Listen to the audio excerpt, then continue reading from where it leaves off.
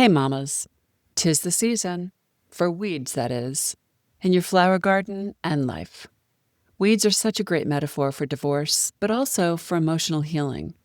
Sure, they're pesky and they can appear to suddenly show up and take over everything before you know it. And if you try to quickly get rid of them but miss the roots, they just grow back again, sometimes even stronger and more resilient. That sounds like so many of the triggering emotional parts of a difficult life event, like the one that you're either considering or are already entangled within. The bottom line is that even if you're only divorce curious, something has led you to this point. You're struggling to free yourself. There's something you've outgrown. I like to believe there are messages sprinkled around me no matter what I'm dealing with in life. It helps me laugh at myself when I'm being too dramatic, or bolsters me with reminders that I'm on the right path. Divorce isn't the season of band-aids and quick fixes. If you're in a divorce or about to be, you know you don't want to feel like this or go through this again. It's what I want to talk to you about today. I'm calling this conversation Avoiding Divorce Weeds. Hi there, mamas. Welcome to the Intuitive Divorce Podcast. I'm Kristen Noel, certified divorce coach and creator of the Best Self Intuitive Divorce, a game-changing program that transforms the experience and outcomes of divorce, one mother at a time. I call it Divorcing Differently. I'm here each week bringing you a quick message to support, inspire, and empower you to achieve the outcomes you want for yourself and your kids. So let's dive into today's episode. I was recently weeding a flower bed in my yard and was struck by how a garden overtaken by weeds is like a divorce derailed. Divorce weeds? Yep. All the overwhelm, triggers, emotions, and all of those opinions of others. It's easy to get tangled up and not see a way through it all. This is something that's coming up a lot with the mothers I coach. The weeds of divorce are tricky and come in many flavors, but it's really all the same, which is why I want to talk about it with you. If you are divorce curious or about to initiate a divorce, or are in the messy middle, or are a human being walking the planet Earth, divorce or no divorce, it's easy to get caught in the weeds of any experience. Weeds? Yes, weeds. Code for the overgrowth of a garden that can suffocate the beauty of a flower beneath the soil trying to reach for the sun. A vulnerable flower bud trying to push its way through is a mama trying to reclaim her life, rebuild her present, and release her past, which pretty much sums up divorce. No matter where you are in the process, there will be more challenging circumstances in divorce that get tossed your way unexpectedly at any given moment than you can imagine or plan for. And they usually arrive at the most inopportune times. A triggering text or a snide remark could devolve into a blow-up. We've all been there. The problem in divorce is that you don't have any extra time or energy to spare.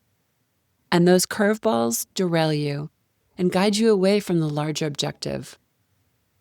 But what you can plan for is how you're going to get yourself through it all. What support do you need so that you can show up with calm, clear authority? There's much to deal with in divorce, but the reality is that it can't all be handled at one time.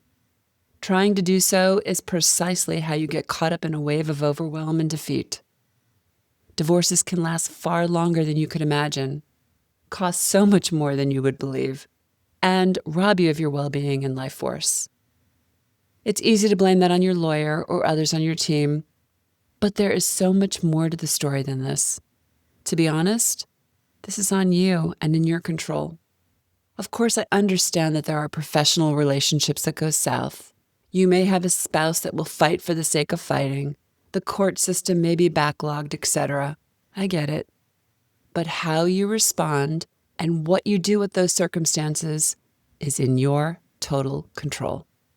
Look, most divorces are contentious. That's just a reality. If they weren't, the couple would be in counseling and still married.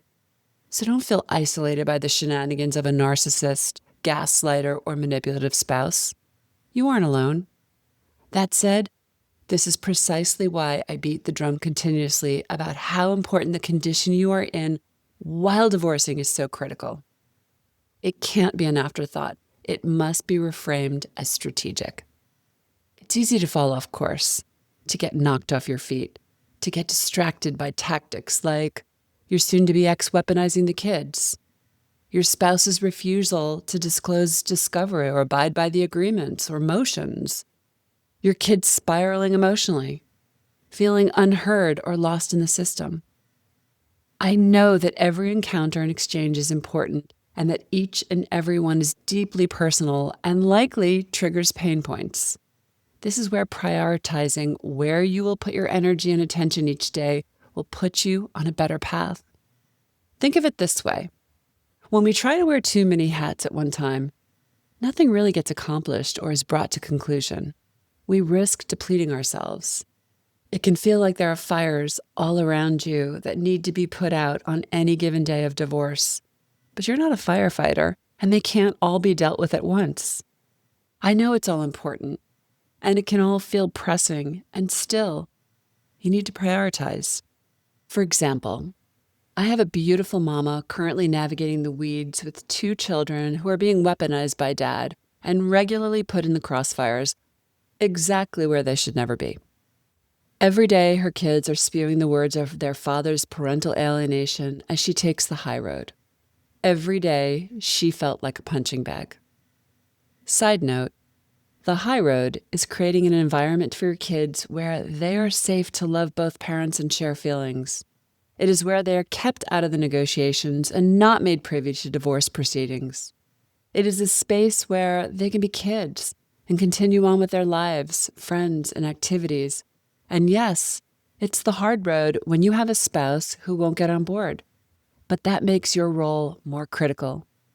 You are creating the stability and foundation beneath them, even if they don't yet recognize it.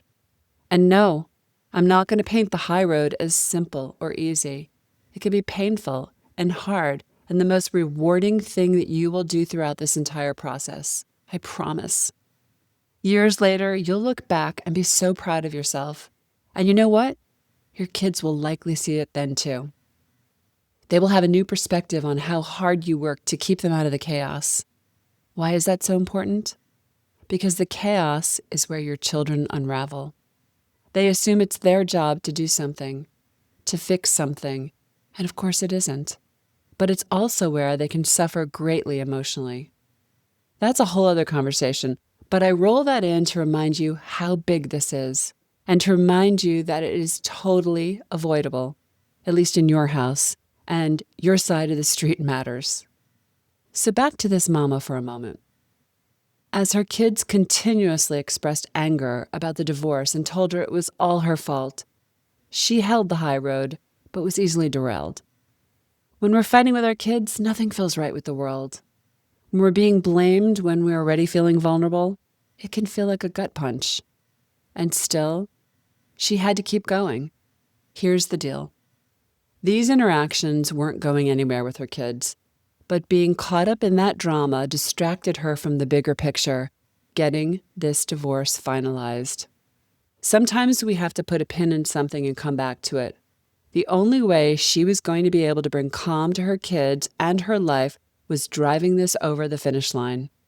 There, she could establish a new calm, routine, and structure around her kids. This example is a very tender one for many mothers, but there are so many ways to be distracted and thrown off guard. If you're a list maker, maybe you start each day with a list of what needs to happen and put it in an order of prioritization. Ask yourself, what can I do to keep this divorce moving? And the most important question is, what is my number one priority right now? It seems obvious, but not prioritizing your actions is probably the single biggest reason for overwhelm and derailment. Yes, there are a lot of weeds in a divorce negotiation, and it's easy to feel defeated and drained. But you can systematically weed your garden, pulling one by one and extracting the root so it doesn't grow back, until suddenly all there is left is beautiful, fertile soil for the flower of your new life to bloom in all its glory. That's the vision I want you to hold for yourself crossing that finish line. What's that garden going to look like for you and your kids? Everything is a divorce metaphor for me. I'm always carrying the mamas I work with in my heart, trying to find new ways to help them get clear about their objectives, get calm so they're in the best condition possible to show up for the big decisions, and empower them so that they can reclaim their lives. Who wouldn't want that? To be honest, I'm not sure how many believe that is possible for them, but it is. What are you ready to commit to? Go ahead, grab some gardening gloves, and I'll meet you there to get our hands in the dirt, uproot some weeds, and get you untangled. Thanks for listening to today's episode, but more importantly, for making this time for yourself. If you're a professional, independent mother facing off with divorce, struggling with your emotions, worried about your kids and your future, and want a better way to navigate it all, I've got 2 ways to completely change the trajectory of your divorce and your life starting today. The first is our free divorce workshop. In this training, you'll learn the 3 steps to get off the emotional roller coaster and take control of your divorce so you can save time, money, and heartache for you and your family. Simply go to intuitivedivorce.com/workshop.